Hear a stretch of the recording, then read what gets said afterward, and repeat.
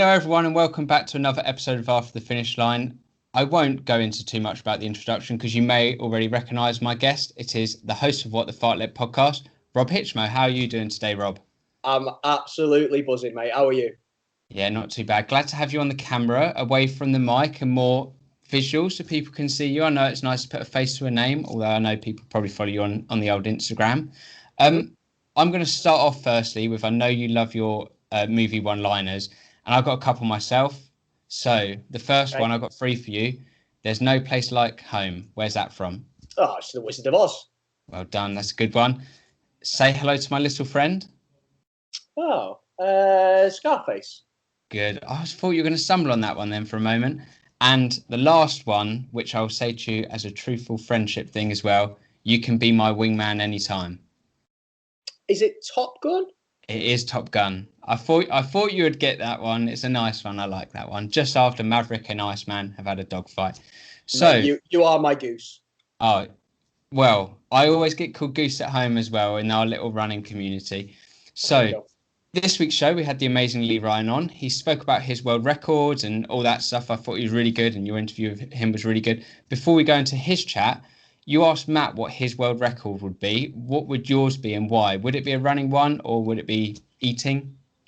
Good question. No, let's keep it running themed. Are we speaking aspirationally? Because in reality, I've actually seen the world record time, and I don't think I could break it. But I would love big Star Wars nerd. Star Wars nerd, and there is a world record out there running a marathon dressed as a Star Wars character. A chap ran it dressed as an X-wing pilot. So I'd love to crack out a Star Wars outfit. Maybe I could be a Jedi. Maybe I could be a dark Sith Lord. I don't know, but yeah, so much Star Wars related, I think. But he did run it pretty quickly, so I think I'd struggle. Well, your hair is grown long, so you could be a bit like Qui-Gon Jinn, I think his name was. Yeah, little braid in the back. Yeah, absolutely. Yeah. Or a young Anakin. So old Anakin, probably. Old Anakin, well, yeah. On to the actual bulk of the podcast. Lee Ryan, I found him very inspirational about what he's overcome, blah blah blah. So the one thing I took out of his interview was he had a big learning curve. So when he was only at less than 5% body fat, he thought he was in the best shape of his life, but he went for a run and couldn't do more than 30 seconds. In your running career, have you ever had a massive learning curve where you thought, God, I've got to change this so I can carry on? Yeah, I mean, I've never been at less than 5% body fat. Let's just say that off the bat. But yeah, I think every day is a learning curve when it comes to running, if I'm honest. I tend to think of myself as a reluctant runner, I'm honest. So for me, a lot of it's psychological. And, a lot of the lessons I have to teach myself is to not beat myself up too much. Yes, you're only as good as your last run, but the next run's only a day away. So, yeah, I think in terms of learning curves with me, it's been going too hard, too fast, comparing myself to other people and thinking, oh, God, you know what, I've got to get those splits on those intervals down, or I've got to get an extra 3 miles on that Sunday long run. And I think my learning curve's been to look inwardly a little bit more and just think, no, this is my journey. It's nobody else's. And you know what? If I can't run as quick as somebody else, that's no big deal. I'm only battling myself. So yeah, my biggest learning curves are probably about just calming down and not doing too much. Exactly. And like you said, a bit about the numbers, comparing yourself to others. Lee said in his that he tries not to follow numbers. So if he has like a heart rate, say his heart rate's spiking too much on a run, he won't go, God, that's an awful run. My heart rate was too high. He'll take it based on how he's feeling. That's something I really took away and want to try and do. Are you going to try and follow that philosophy? I know sometimes looking at numbers, you may think, God, I didn't hit that pace. But if you felt good, are you going to try and lead that in, or are you doing it now at the moment? I thought it was good that he said that. Did you take away from that anything? Yeah, absolutely, mate. It's a really good point. And you know what? When you say it, I think I probably have took more from Lee's conversation subconsciously than I probably thought in the first instance, because the last couple of weeks or so, I've been trying to build up my miles again, building towards my training block, starting for my autumn marathon. And yeah, I think I was really really struggling with, how many miles I'm doing. Am I doing enough? Am I going fast enough? Is this pace right? And you know what? Since I spoke to Lee, and I don't know whether it is specifically Lee or it's a combination of different things, but I've tried to just stop looking at the watch. Stop looking at the watch and just get out and run to feel is the point I think you just made and that Lee made very well. It doesn't matter what the numbers are on Strava. If you come out of a run and the endorphins are flowing and you're feeling good, then great. And equally, if you come out of a run and you think, oh, that didn't go so well, I didn't enjoy it, it's just fuel and motivation to get on to the next one. Exactly. I think, and that's a good thing. Sometimes you're not going to have runs that go your way, but it's like you said, it's fuel to go ahead and sort of put that run to bed. And the last thing about Lee's chat with you, I love his world records, how he went on to do them.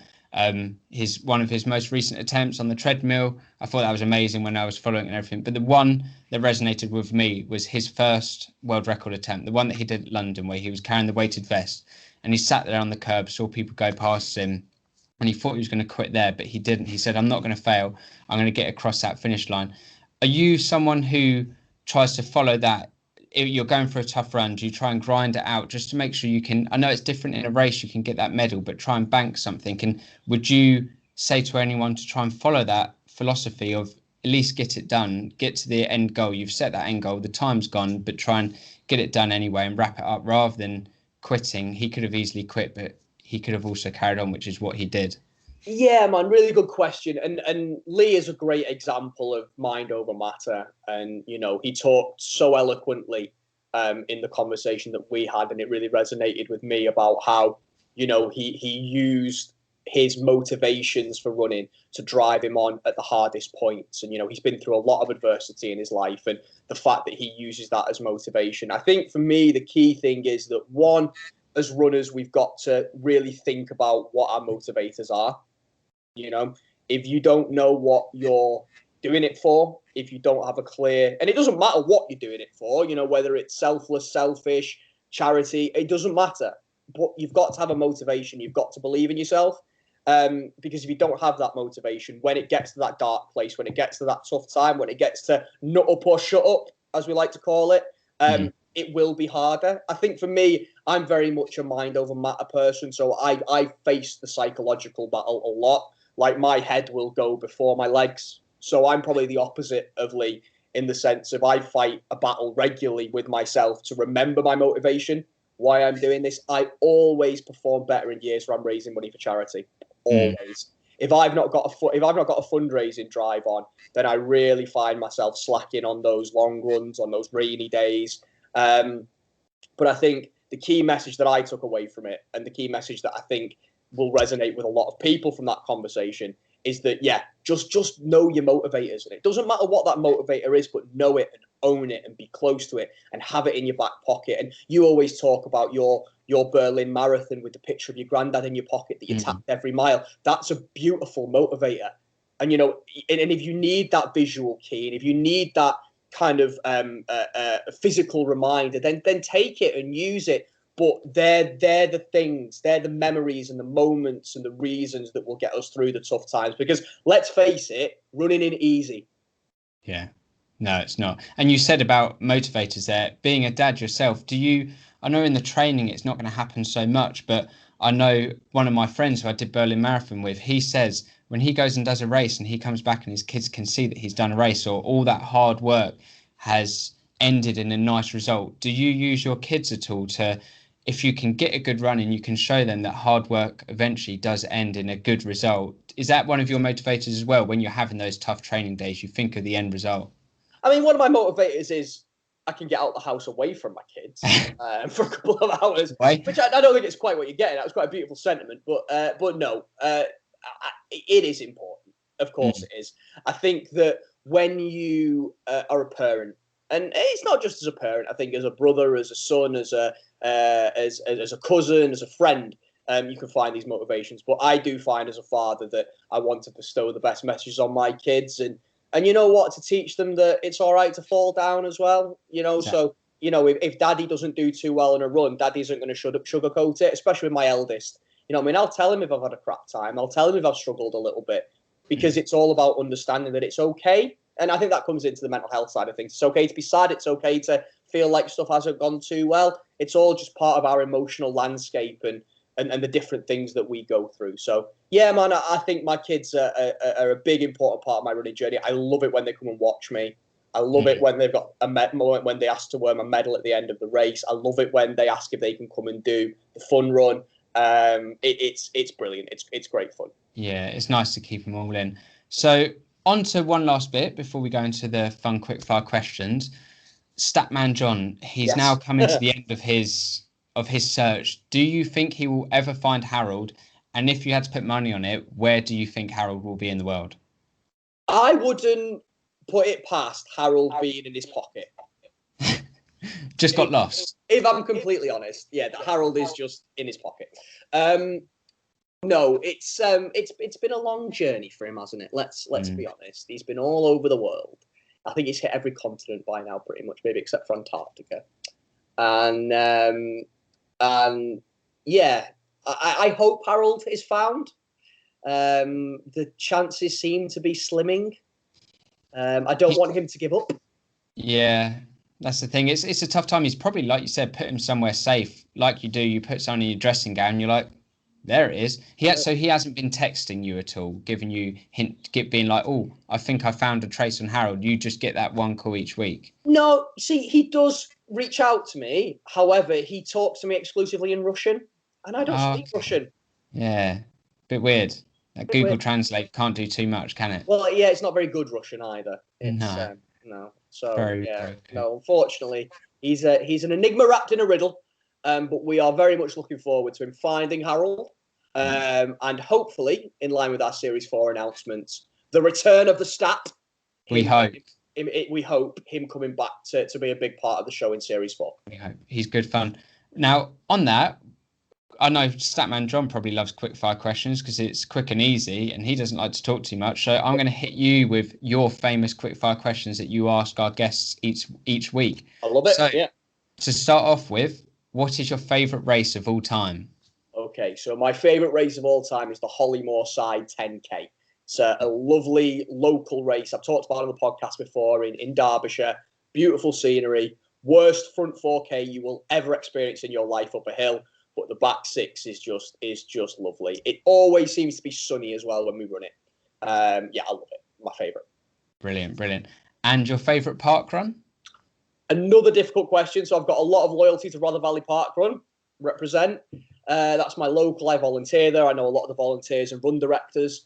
It's my PB course as well. But I also have a very soft spot for Poolsbrook Park Run, which is probably my second to local. It's probably my second closest.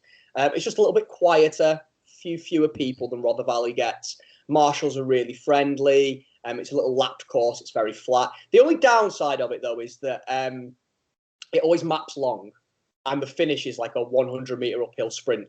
So inevitably, every week, you watch your buzz for 5K, and then you've got to run up a hill. and you could just stop at the bottom of the hill because you've already done the 5K distance. Exactly. But no, it's both good fun. Bit of a pain. And the most important question, pre-race meal, are you pasta or pizza? I am pasta. No, you're pasta. Firmly pasta, my friend, yes. So you're with, I think it was Simon Grace, and I know my friend Byron's a big pasta fan, so you're full pasta. Yeah, love it. It's got to be a massive bowl of fusilli, some nice chunky vegetables, some aubergine, some courgette, some pepper. Toss them in a bit of garlic and oregano, load of passata, tin of cannellini beans for a bit of protein, and then, just eat until you're bursting and then fall asleep. It sounds quite nice, to be honest. With a beer as well. Oh, yeah, have to have a beer. Just one. So, we've gone for a favourite pre-race meal. What about your favourite piece of running kit? Your go-to? Well, it's hard to nail down just one. But my Mornway gear is probably the go-to for me. I love Mornway apparel. I love Noel. It's a great brand. It's a great guy. So I've got a couple of Mornway shirts that I have pretty much on rotation all the time. Super easy to run in, whether it's hot, whether it's cold. Really breathable, really flexible. So yeah, I love my Mornway t-shirts. Are my favourites. And they've got nice colours. I like their colours. Yeah, good colour scheme. Running in the morning or running at night? What's your favourite? Morning, mate. If I run in the evening, even though I've just run in the evening tonight, actually, but for the most part, yeah. If I run in the evening, it gives me too much time to make an excuse not to run. Mm-hmm. And running in the heat or running in the cold? Cold for me. I'm not a warm weather person. I get a bit sweaty a bit quick. So as I'm getting older, You'd rather wrap up then. Bobble yeah, hat a lot. You can always take a layer off as you get warmer. And I know you're a music fan. Your favourite pump up pre-race song? Yeah, so my song that has to go on, and it is religious, has to go on just before the race bell goes. Is Harder Than You Think by Public Enemy. So I'm a big Public Enemy fan. People might not think they know the song, but you definitely do. It's the song that was used at the Paralympics at London, and if you watch the last leg on Channel 4, it's the intro music to the last leg. It's super inspirational. I'm a big Public Enemy fan. I always liked the song, but when it was on at the Paralympics and you saw it on all the promotional videos with all those inspirational athletes, that's the one that just bit of a lump in the throat, get the blood going, and I'm ready to go. I like that. I like the meaning behind it as well, because some people just pick one that's really upbeat, but I like the meaning behind that. And one last quick fire question before I let you go. Yeah. What is one piece of advice you would give to a new runner? Right. Well, there is no such thing as one piece of advice. My first piece of advice would be take advice from anybody who's willing to give it. The main bits that I would say to you is number one, don't sweat the small stuff. No such thing as a bad run. There's always tomorrow. Mm-hmm. The other piece of advice I would give is don't let anybody dictate to you what you should get out of running. Just enjoy it. You are the only person accountable for your running journey. If you want to post selfies every single day on your social media of your run, go nuts. If you want to list your PBs in your bio, go nuts. If you want to celebrate every time you get a Strava segment, go nuts. It is your journey and nobody has the right to tell you that it is wrong. So enjoy it, live, breathe it. Running's amazing. Take the positives, roll with the punches on the negatives. I love that. And I think that's a perfect way to end it, to be honest. Thank you so much for coming along. And I know everyone probably knows your Instagram handle, but you always ask me each week on the podcast, so I'm going to put you on the spot. Have I got to pretend like I don't know what it is like you do every week? Yeah, just stumble a little bit. I am at Little Runner Boy Rob. Brilliant. Perfect. And thank you so much for coming along. Everyone can catch you next week on the podcast, next Thursday when it goes live. But thank you very much, Rob. My pleasure, man. You have it, guys. There's another episode of Finish Line. Thank you so much to Rob for coming along this week. I know a lot of you know him being the host of What the Fight Led podcast, but this week we had our roles reversed. So it was really fun, me asking him the questions and him sitting back being able to answer. If you enjoyed this week's show and you enjoyed the guest, you can go back and check any other episode of the What the Fight Led podcast, because Rob's on every single one. But in all honesty, I would love you to go back and check out Lee Ryan's episode if you haven't. It was really good. He was really inspirational. All the adversity he's come over, being over in the UAE, the running community out there, the world records he's done. I just think it's amazing. I was really inspired. And hopefully we'll have to see if any world records can be done by any of you guys. Next week on the show, we've got Jonathan Ferrari. He will be chatting all about having a running business, because he's runs the Curly's Athletes, a more northern-based athletics company, putting on loads of races. They did loads of virtual races last year during the pandemic, and they're just a really brilliant outfit. If you enjoyed this week's episode of After the Finish Line, give it a thumbs up, subscribe, and press that notification bell, share it with your friends, comment, all that jazz. Do let me know if you're a pizza or pasta friend, because I was very shocked to hear Rob is a pasta friend. So he's on the pasta boat with Simon Grace and my friend Byron. So come and join me on the pizza boat, because they're going to catch us up soon. Anyway, that is it. I'm going to let you all go. Whether you're watching this on Saturday, Sunday, enjoy the rest of your day, and I'll speak to you next week for another episode of After the Finish Line.